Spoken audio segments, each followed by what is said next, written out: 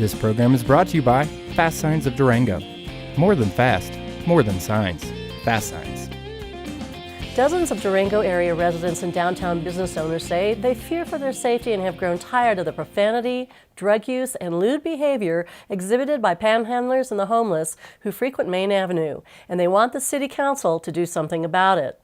Earlier this month, the Durango Business Improvement District asked the City Council to adopt an ordinance that would prohibit sitting or lying on sidewalks in downtown Durango, and the Council has responded.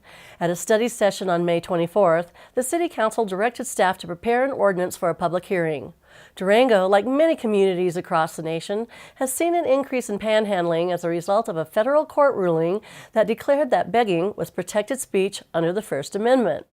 BID Executive Director Tim Walsworth said the ban is crafted after a similar ordinance adopted by Tempe, Arizona in 2016. That ordinance prohibits anyone from sitting or lying on anything that's not permanently affixed to the sidewalk. Exceptions are made for people participating in or waiting for parades or other special events. Walsworth said the ban addresses a safety issue. This ordinance is not directed at any one part of our wonderful community. It's for everyone, and our sidewalks are crowded, they're not very wide, and when people choose to sit down on them, they create a safety problem. We can't have dog bowls on the sidewalk because they're a tripping hazard. We can't have sandwich board signs in the middle of the sidewalk. You can't ride your skateboard or your bike on the sidewalk, so why should people sit down on the sidewalk? It's kind of how we think about it, and there's plenty of other places if someone needs to rest where they can go that are right next to Main, or just stand up. You can be right there if you behave appropriately. Advocates for the homeless testified that the ordinance criminalizes poverty and unfairly targets people who are homeless. But Walsworth said that panhandling and loitering have had an impact on downtown business owners who have reported a drop in customers and profits as the number of panhandlers has grown. The Durango Business Improvement District has initiated several compassionate efforts to reduce panhandling in downtown Durango.